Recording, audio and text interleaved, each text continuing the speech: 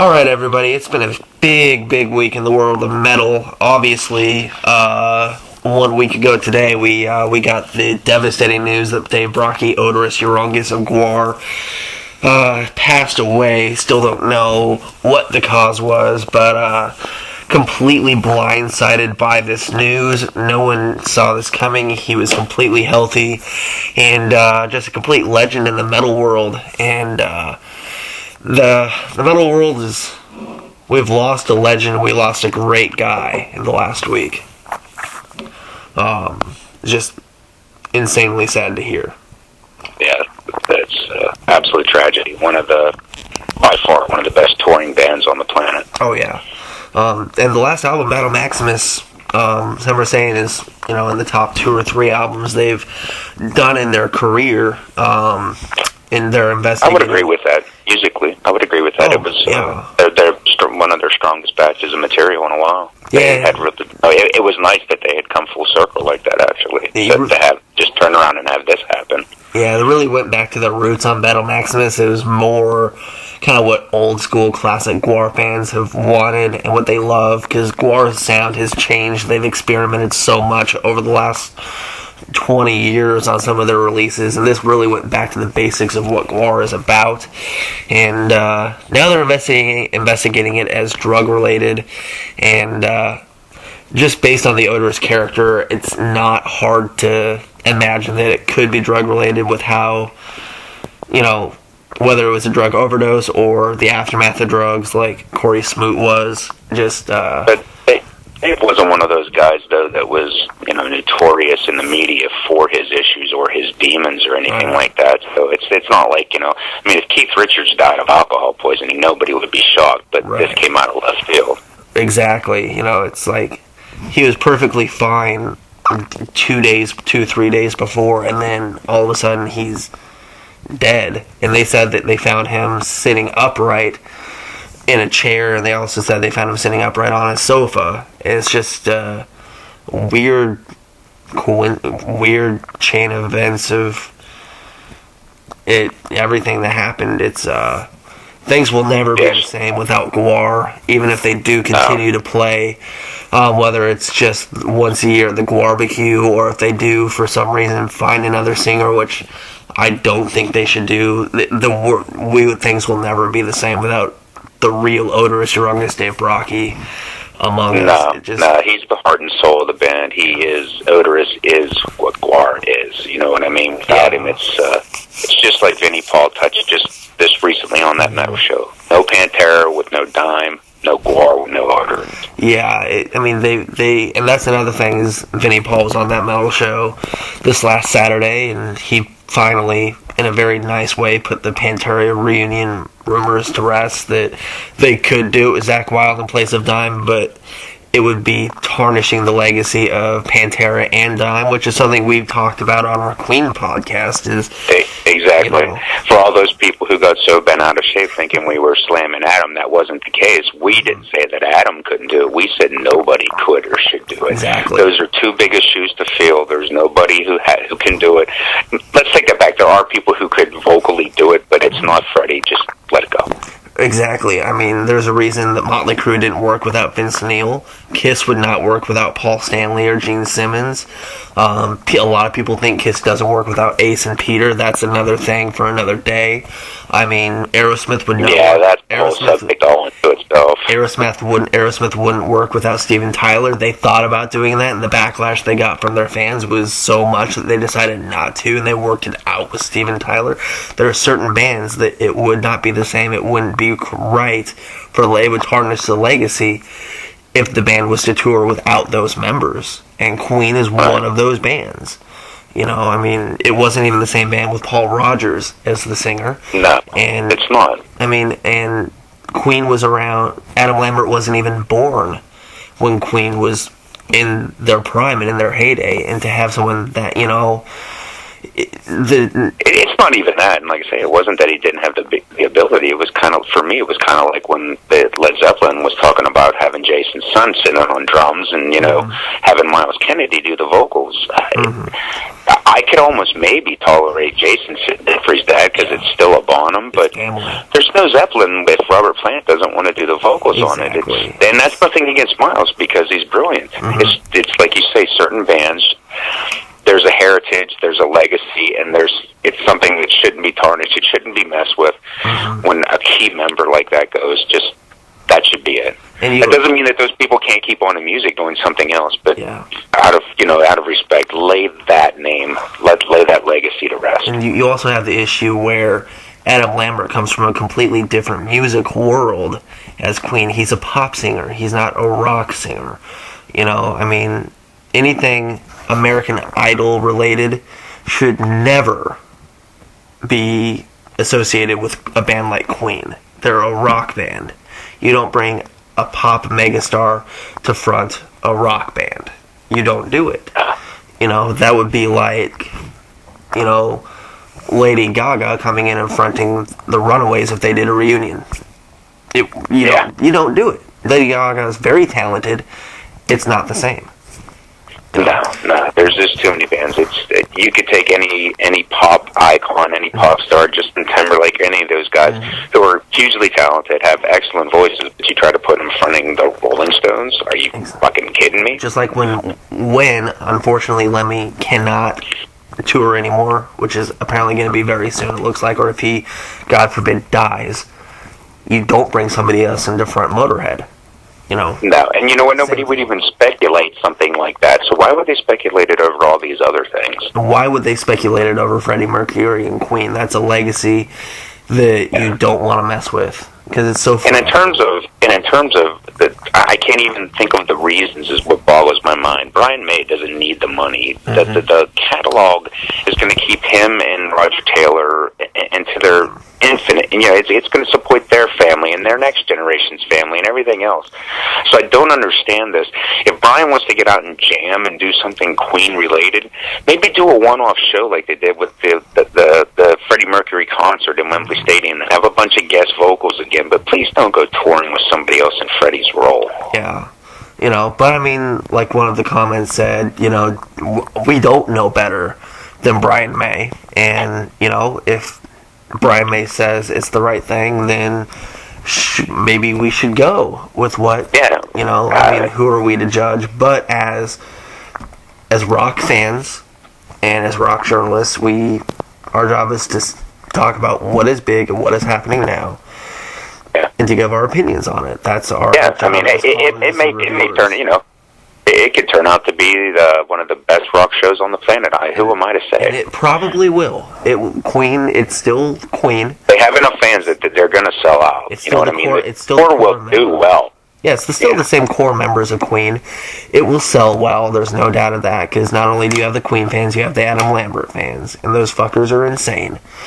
Guys, relax. The Adam fans, we weren't trashing your boy in any way. We just said that those were big shoes for anybody. We were just saying it's not the same. And it shouldn't be seen as the same. Because if it is seen as the same, everything Freddie Mercury built and everything his legacy is about is done. But, moving on, rest in peace, Dave Brockie, rest in peace, Freddie Mercury. Yeah, absolutely. And Jeff Hanneman, coming up on a year already. And, well, if we're talking about legends, it's been a while since Ronnie passed. His tribute album comes out very shortly, and, all our lead listeners are telling me that it's going to be pretty damn good. It will. The version of Corey Taylor's Rainbow in the Dark could not be more spot on. It is, and what better vocalist to sing that song? I mean, everything on that album is outstanding, and people definitely need to buy it. That's one of those albums you shouldn't download illegally. You need to go out and buy it, because the proceeds will go to something very worth the money, and that needs to be donated to. So, absolutely. But moving on, speaking of Motorhead, we kind of saw it coming, pulling out of the summer tour festivals, Rock on the Range, Rocklahoma, all the festivals Motorhead was playing over here, pulling out. Obviously, Lemmy's health is not going to allow them to play.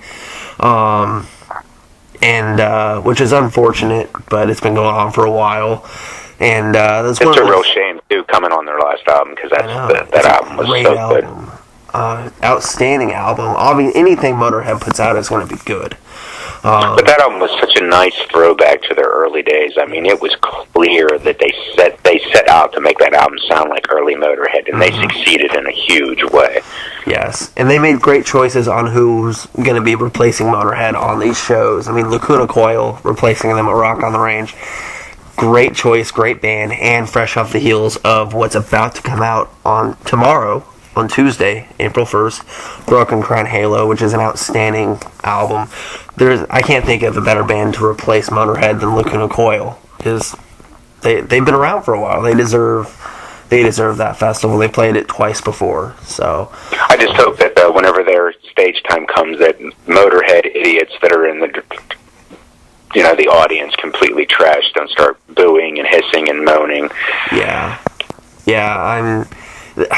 know that there's going to be some drunk idiot in the crowd that's gonna do it. Well, there's always someone in the crowd who's had too much to drink because something to affect the show. Yeah, exactly. But I think that the overall population of the crowd won't let that go on for too long. Security will take him out, or somebody, even a fan can take him out just in a different way. But this Lacuna Coil album that drops tomorrow is outstanding. We wish Lemmy all the best, and we really hope he can get better and just be able to do one last run, even if it's a 2-week run. Just hit all the major markets, hit Indianapolis, Chicago, New York, LA, Dallas. Just hit the major ones, or do a Las Vegas residency like Guns N' Roses, but have it actually be worth going to, unlike Guns N' Roses. And just do a Vegas residency or residency somewhere at Madison Square Garden, maybe, and the fans will come to them. Motorhead fans will do it. No. It's just, it's to perceive a world of music without Motorhead in it it's mind-boggling to me. Yeah, it doesn't seem right. And I think that Lemmy he won't make a full rebound, but he'll make a rebound big enough to at least be able to play a show. Hey, even if he just hangs out at the Rainbow drinking his Jack Daniels and maybe jumps on stage and does a couple songs every night, that'd be all right. Yeah. Yeah, I definitely think Motorhead will play again somewhere, somehow. And it'll probably be at Download or somewhere over in the UK. But they will play again, and we can't be picky about where, because we all just want to see him on stage one last time. Oh, definitely, yeah. Judas Priest's new album is complete, according to Rob Halford. I don't believe we have an album title yet, but it is complete, and it will be out late this year, they say. Unlike Tool, who always says it's out late this year, and it never is. This one should be. But in this week's edition of Take It or Leave It, do we take or leave Judas Priest not touring extensively to back this album? It's a bummer to me. I really wish that they would. In that respect, I leave it, but the fact that it's new Judas Priest music, I take it, because anytime they do something new, I absolutely want to hear it. Mm-hmm. And then the bummer from that is, if I hear it and it ends up being like the best thing we've done in a decade, then the fact that they're not going to tour behind it is actually going to piss me off even more, because I'm going to want it more. So that's a real double-edged sword. Yeah, I got to hear it, but it almost begs for me to hope it to be bad just so I don't get upset. But at the same time, I want the best thing they've ever done, man. I want British Steel all over again. Yeah, I take leaving it. I'm going to take it as I leave it. I take it for now because they did their farewell tour, and I respect the fact that they're taking that word seriously and not touring, because nobody ever does that. Motley Crue probably won't do it. But if it's anything close to what Nostradamus was, which was a great return album for them, I think that album was excellent. I think if it does anywhere close to that well, the fan demand will be so large that I think they will tour if the fan demand is enough. They're one of those bands that they want to give the fans what they want.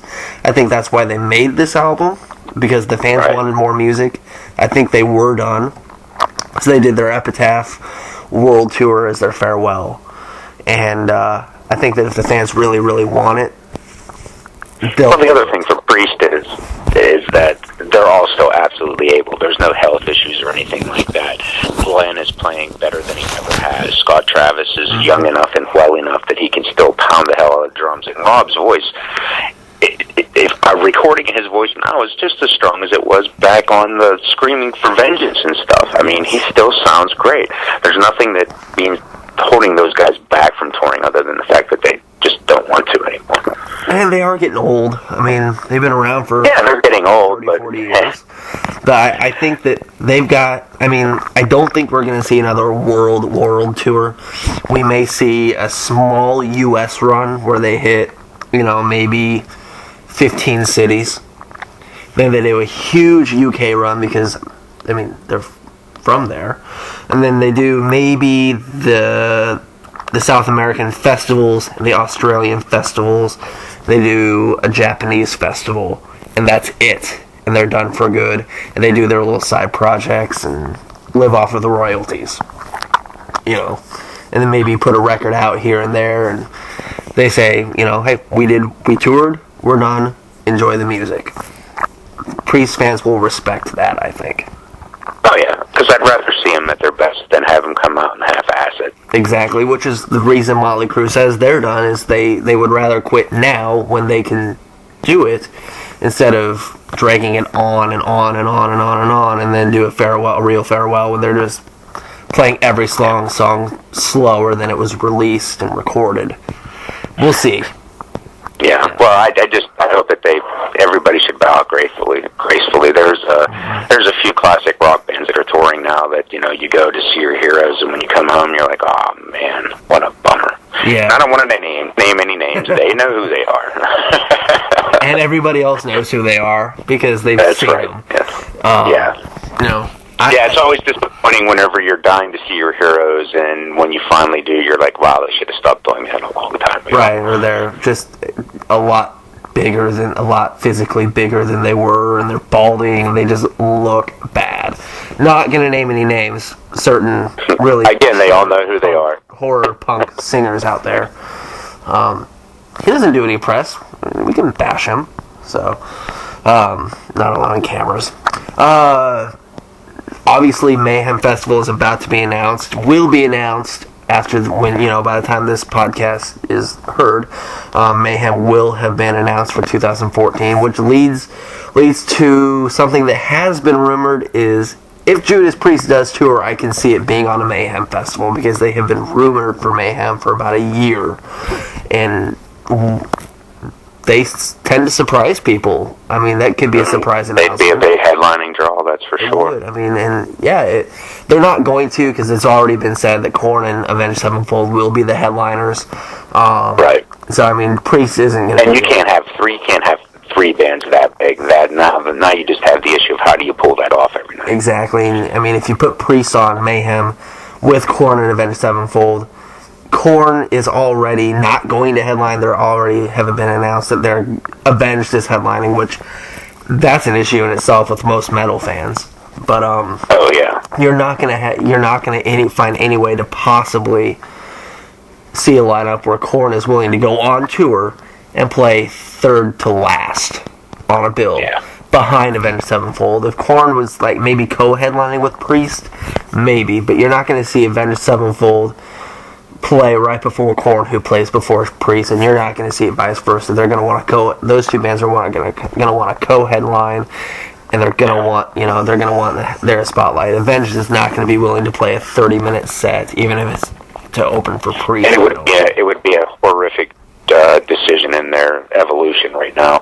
With the big change in the album that they put out, they really need to go out there strong, and playing a half-hour set's not going to cut it. Especially with the production that they have, it's not even really worth the time to bring all of that pyro and that big of a production out for 30 minutes. You got to have at least 90.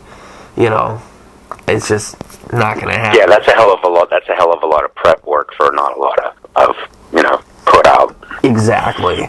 The rumored lineup for Mayhem, that supposedly the Mayhem Festival mobile site or app, whatever you want to call it, supposedly leaked the official lineup last week, which is supposedly, obviously, Korn and Avenged, but also Asking Alexandria, Body Count, Cannibal Corpse, Immure, Arima, Il Nino, Islander, some band called King 810, Miss May I, Mushroomhead, Suicide Silence, Texas Hippie, Trivium, Upon a Burning Body, Veil of Maya, and Wretched, which is a great lineup.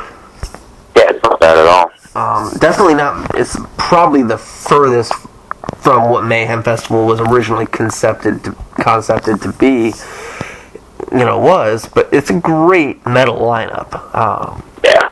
I mean, it's varied enough too that it's going to draw a wide audience, which is a great thing for metal because the guys who are going there just to see Immure are going to get to see other bands. The guys who are going just for so and so are going to get to see other bands. So it's beautiful. The band, the metalcore, emo kids who are going to go see Asking Alexandria. Nothing against the band, but they're like Black Veil Brides, where their fans are just they can be a little obnoxious. Not all of them are. I hate to lump them in, and I know I'm going to get a lot of hate comments for that, but whatever.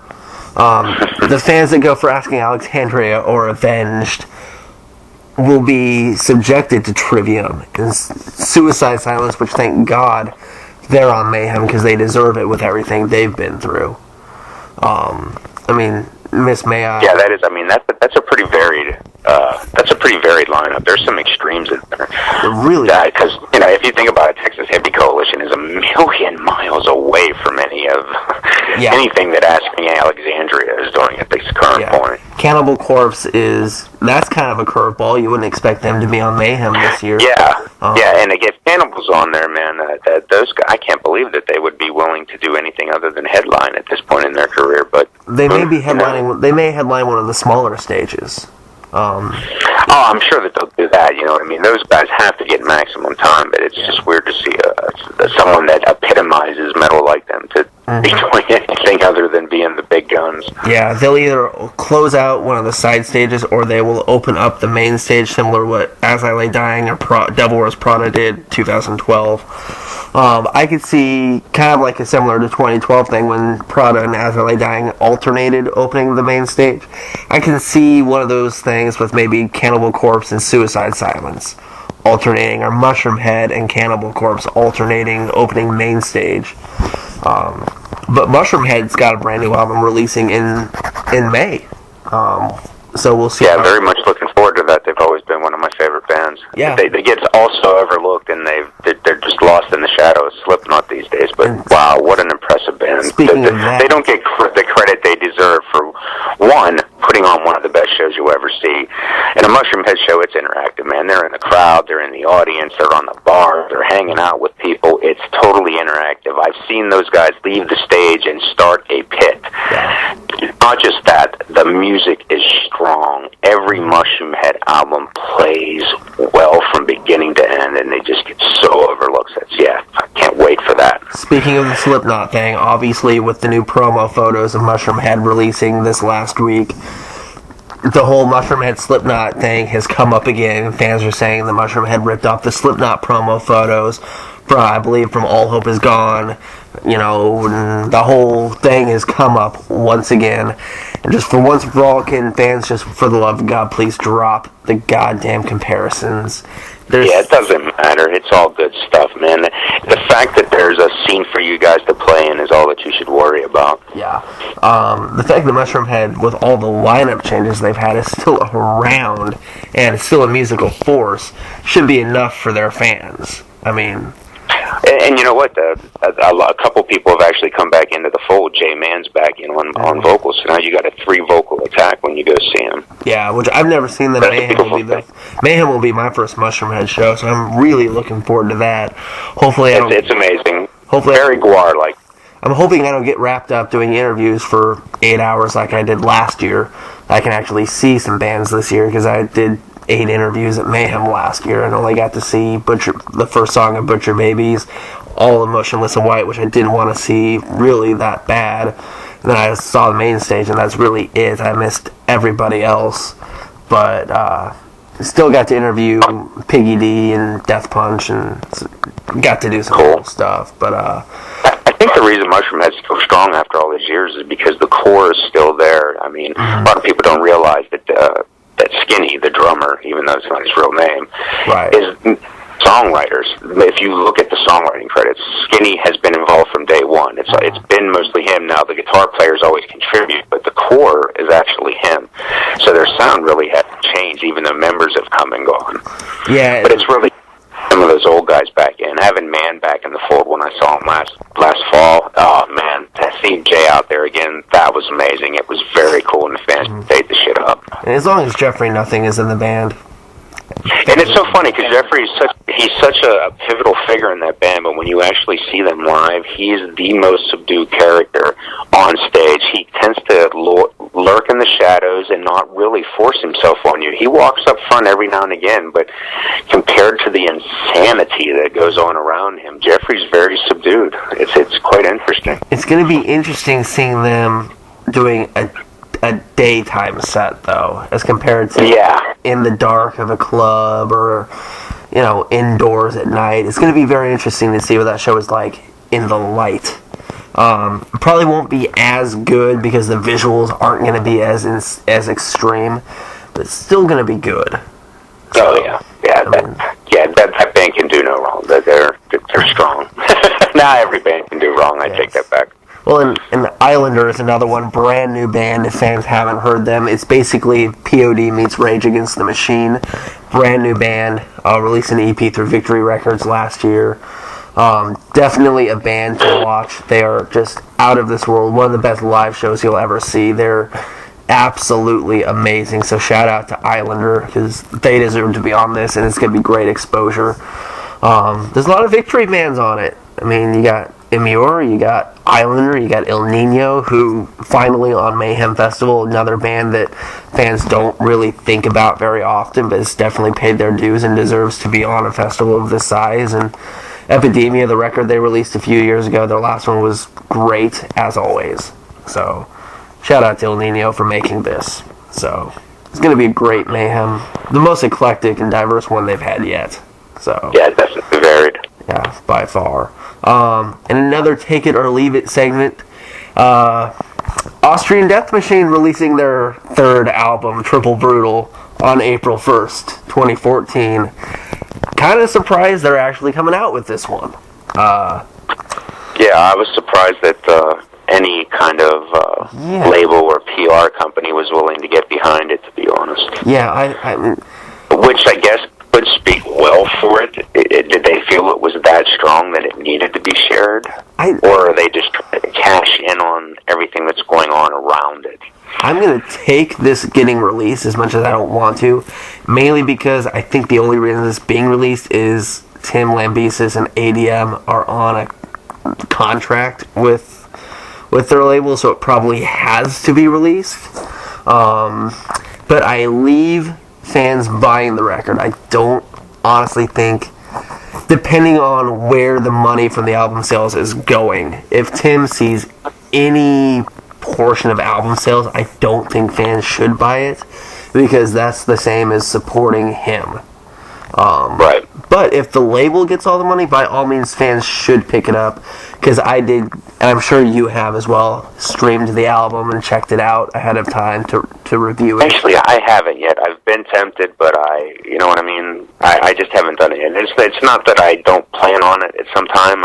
There's been other things that I've been more interested in hearing. I was really torn as to whether to even listen to it and give it a chance. But after talking to other reviewers and journalists, they have the same thought process. They're torn, but you can't judge an artist's musical work based on their real life. Right.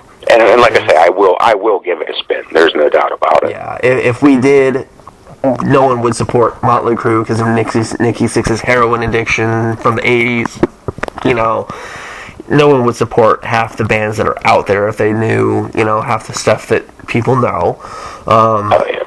After listening to it, it's good. As LA Dying fans will love it. If anybody that loves Austrian Death Machine is going to love it. It's got the comedy bits in there with the Arnold skits. It is, as much as I don't want to admit, it is a very good album. And it's very well produced, as always. And if fans like it, they should pick it up. And so I don't want to bash the label, because the label has nothing to do with what Tim did. And they're probably fulfilling some obligations by releasing it. But I take it and leave it, as I did earlier with Priest. It's hard to not like the album. It's just so good. And so you've got a little venting to do. You went and saw Red Dragon Cartel at potentially one of the worst venues ever. And yeah, it was kind of sad. I don't want to vent too much about it. You know what I mean? I don't want to bash the place too bad. And I'm not going to mention their name again. I probably shouldn't even have mentioned it in the review. But They know who they are, and they know what the problem is. And the sad thing is, this venue was here for a couple years. It was putting on great shows, and what I mean by that, it was bringing in stuff that you wouldn't expect to be on the road, let alone coming to the Berg. You were seeing bands like Raven and Udo and things like that. Just really obscure 80s metal, and it was wonderful. But they lost their liquor license. They were doing things all wrong, and they got closed down. Well, they opened back up, and it doesn't seem like they learned from the reasons they were shut down in the first place. They've made all their focus in the weeks before that show about getting a liquor license, to the extent that they actually bragged about how they had just got it in time, when at the same time there were severe issues. Number one, for fan and band security, there needs to be security, and this place had none. People walked and did what they wanted. The band's equipment was lying all about the place, which not only taking up floor space from tickets that could have been sold, but it could be stolen, it could be damaged. The bands were loading in and out of the front of the stage when there was an exit to the left of the stage and one to the rear that could have been utilized. The sound was bad. There were 2 lighting poles with 3 lights on each pole. The place is 8 foot high. It has an 8 foot high drop ceiling, and the riser for the stage is less than 10 inches. You can't see. The sound was bad. The lighting was bad. It was all just bad. And the bands that were there, much respect to them. Huge kudos to Red Dragon, Homicide Black, Icarus Witch, and Sixth Sense, all local Pittsburgh bands, and the headliners soldiered on. They put on a great show despite literally not being able to hear vocals at times, to the point where fans were chanting about it. Wow. The place has the best intentions, and if they continue bringing in these big acts, they're going to bring people there to only disappoint them because of the way that it's set up right now. I hope that they get reads and get some feedback from fans alike, because they have a viable website, and I hope they learn from their mistakes, because at this rate, your establishment is not going to do well. It doesn't matter who you bring there. If the people can't, one, see it, if they can't hear it, and they don't feel safe, they're not going to come. It doesn't matter if you have a liquor license or not, man. It doesn't take long for a reputation to get around with, amongst booking agents for national bands. And if all it takes is one bad experience from the wrong band, and they spread the word to everybody else. Because Red Dragon is booked by somebody. That's not the only band that booking agent books. That booking agent, they're probably with an agency. The word is probably already gotten back to the booking agent about the bad experience and the bad venue. And that word is probably spreading throughout the industry. You don't want to play at that venue because of this and this and this. And with all of the problems that have come from fans being too close, whether it's Dimebag Darrell or Randy Blythe overseas, bands are especially metal bands, very cautious about stages and how close the fans are to them on stage, because it could potentially end their career. And there was nothing. There was no barrier between them and the stage was very low. So every fan there was standing face to face with that band. There was nothing between them. No security guys to stop or do anything. On the surface, it sounds cool, because especially for fans, is like, it sounds, you can get up close to the band, and for bands, it sounds cool. It's like, it's crazier, but anybody who knows the history and the track record with that stuff knows that it's a bad idea. It just takes one drunk idiot, and the whole. Well, unfortunately, when the places run that way, that's how things like Dimebag happen, and that's just a shame. Yeah. And I feel bad because, like I say, I wish this club the best. They are striving to bring into Pittsburgh the underground metal that's not going to have anywhere else to go. They're trying to give it a place, but they're going about it all wrong. I hope they can turn it around, but I don't see it right now. It sounds like they just rushed it and didn't really... They weren't organized well enough, and they didn't really take their time. They had the show. No, I mean, they weren't prepared. It speaks poorly of them, though, to think that you thought that less than a foot riser would work with an 8-foot ceiling. That you thought that 2 tiny 3-light lighting poles would be okay for a national act. These kind of things just overshadow good intentions. And the fact that there was no security, not at the front door, not at the back door, not at the stage. I could have walked right into Jake's tour bus if I damn felt like it. Nobody would have said anything otherwise. Yeah, it was ridiculous. And that is not. That should not. Yeah, and when you go there as a professional, and you're asking everyone from band management to club owners to promoters about photo policies and what's going on, what I cannot do, and absolutely nobody has an answer. That's bad. Yeah, that's a problem. And it's a real problem. And stuff like that just contributes to, the problem that we have with rock and metal shows not selling well in a lot of cities, and fans not coming out to shows or not supporting the music. Is stuff like that contributes to it, because if you go to a show and you have a bad experience and you can't see the band and you can't hear them, you're not going to go to another one. You're not going to... These shows aren't cheap. They're expensive. Yeah, very. But, God. For fans who check our site on a regular basis, which should be all of you, if you go to the site as of right now, we have a huge feature spread, which is very exciting for us. We had a chance to sit down with John Cooper of Skillet, which is an interview we've been trying to get for a while, but Skillet is in such high demand lately that, they can be somewhat hard to get some time with. We had a chance to sit down for about 15 minutes with John and talk about the past of Skillet, the present and the future, which with the majority of interviews you see with Skillet, they're only talking about Rise, the new album, and not really a flashback. And honestly, at most interviews now, is what's about what's going on now. You don't see many interviews with an artist who's been around for 15, 20 years where they talk about the early days and the band first starting and the early releases, which I really think a lot of artists and bands would like to talk about, things they've done instead of this is what's going on now. They probably get tired of that. So if you go to thefrontrowreport.com, you can read a great interview with John Cooper from Skillet talking about everything from their self-titled debut in 1996 to leading worship at some of their older shows in 95, 96, on up through their musical evolution from going from grunge to electronic and industrial to hard rock with Collide, and how what really led to them developing their symphonic rock sound that everybody has come to know and love from the band. It's a great in-depth interview.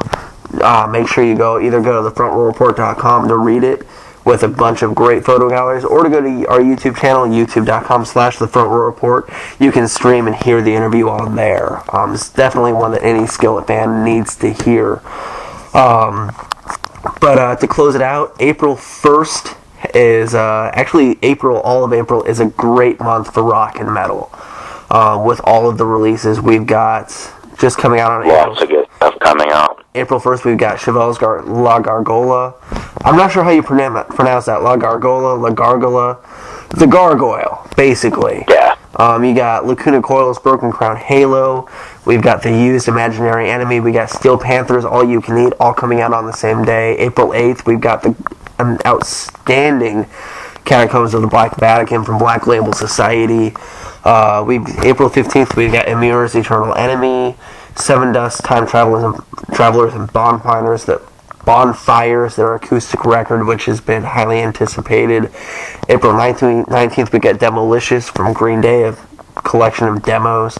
And supposedly released in April, we should have some new U2 and some new Adelita's Way coming. So it's going to be a great month in April. March was kind of slow. There wasn't a whole lot that came out in March. But should be a good month for April. We La Gargola from Chevelle is streaming on iTunes Radio right now. If you have iTunes, you can hear it on iTunes Radio. If you don't and you hate Apple, just download iTunes long enough to stream La Gargola and then delete iTunes. And then go buy it because it'll be out. It's a lot darker than anything they've released. It's much darker, it's creepier, it's angrier. It's a side of Chevelle we haven't seen before. Yeah, and it's because of that, it's actually pretty damned outstanding. It's not what I expected at all from them. I expected a more commercial, almost more melodic approach to cash in on the success they've been having. But no, man, they took it and they went deep, they went ugly, and it's beautiful. Yep. Beautiful ugliness, let me tell you. That's what metal's all about. Broken Crown Halo from Lacuna Coil. Nothing new on this, nothing out of this world, but it's just a great, solid Lacuna Coil album. Lives up to everything they've done in the past. I think they went darker on this than they did Dark Adrenaline. It's a little bit darker and heavier, I guess, but not a whole lot of different on it. No, not really, but I think you can. That darkness is the inner turmoil that was going on with the band right before all the big changes that just happened. I think that came through in the music, and it did give it a more nasty element. I agree. Then you got Steel Panther's All You Can Eat, which... totally lighthearted romp. Definitely you want to listen to it with your grandmother, and it's great church music. Outstanding! I would recommend this heavily through the PA system at your local church. Exactly, especially gangbang at the old folks' home. It's not a gangbang until you bring out the fisting and ass licking that ensues in that song. Good God, they don't hold back on that album. It's probably anybody who can sing about fisting in any way, shape, or form and still make it entertaining. Well, that's a damn fine band. Anytime you can do it and really sound legitimate and be taken seriously is an accomplishment. I mean, the music is so pristine on this album. I mean, it's definitely 80s throwback. It's similar to what you'd hear from Van Halen or Motley Crue if you're not familiar with Steel Panther. They're basically comedy metal that's legitimately talented metal. Very 80s throwback. Any Rats, Wasp, anybody from the 80s, you can hear it on even Michael Starr, the singer, sounds like David Lee Roth on most of the songs. Let me give a shout out to one of my favorite Swiss bands who has something new coming out April 4th as well. It's a band called God Hard. Yes. If you're into the old hair metal sound, man, they're a little bit of everything good about it. There's some Whitesnake, there's some AC/DC, there's a little bit of everything, and they're the great Swiss band. This is like their 17th, 18th album. Can't recommend them enough. And on another hair note, Sebastian Bach has something coming out new real soon too. That's supposed to be pretty decent as well. You know, his last couple albums were actually pretty strong albums, considering a lot of what he did solo otherwise was kind of throwaway material. He's actually found his roots again, and it's pretty good. Yeah, him is creating a little bit of controversy last week, saying that Skid Row is allergic to cash. Yeah, he's always gonna keep poking that bear till someone shuts him up, or until till he shuts up, or they let him back in the band. Most likely, neither one's ever gonna happen. But probably not. But you know what? If it did ever happen, that would be a tour that the fans would show up for. They would. Shout out to 6 a.m. I know there's no album release announced yet, and we don't know an album release date, but third album is going to be released this year. They are writing, they are recording, and cannot wait for the third album from 6 a.m. It's going to be it's going to be epic. That band helped me through a lot of hard times, through a lot of addictions of my own. A lot of the reason that I'm sober today. Very excited about that band. In my mind, that band cannot do any wrong. Nikki Sixx, one of the most unappreciated songwriters of all time. Wrote pretty much every Motley Crue song. And if you read the lyrics for the Heroin Diaries, or if you read the Heroin Diaries, or read This Is Gonna Hurt, or the lyrics from that album, I honestly think that 6 a.m.'s albums, songwriting is stronger than Motley Crue's. I agree with that, and I think that when you've got someone like Nikki paired up with someone like DJ Ashba, who's an incredible songwriter. The end product can't be anything short of brilliant. I love 6 a.m. just because the music, it's not the Motley Crue isn't, but 6 a.m.'s music is legitimately about something positive and serious. I mean, listen to Skin, or Are You With Me Now, or This Is Gonna Hurt, Lies of the Beautiful People, or even Girl with Golden Eyes, which is one of the most underrated songs ever. You think it's about a girl, it's really about heroin. I mean, it's just some of the best writing you'll ever hear on a rock record. Cannot wait for that album to come out. It's going to be great, and I hear they are going to tour on it for the first time ever, and so it should be fun. Very cool. Something to look forward to. Yes. But that wraps it up for us here at the Rock Rebellion. Thank you for listening. Oh, hang on. Oh, real quick before we wrap it up. We've got just one last little metal thing that needs to be said. For all you real hardcore guys who are Celtic Frost or Hellhammer fans, Tom G. Warrior's new band Triptychon, their new one drops next month, and that should be something to really look forward to. Awesome. Check it out, guys. Lots of great releases coming in April. May is going to be just as good, it looks like. And obviously, May kicks off summer festival season with Rockville, Carolina Rebellion, Rocklahoma, Rock on the Range. Vans Warped Tour kicks off the end of May, beginning of June. Should be a great summer. Cradle of Filth has some new stuff coming out. So make sure you check out all these great releases. Buy them and don't download them. Because nothing beats a physical music, copy. man. There's record stores everywhere. Check them out. And thanks for listening, and we'll catch you next time.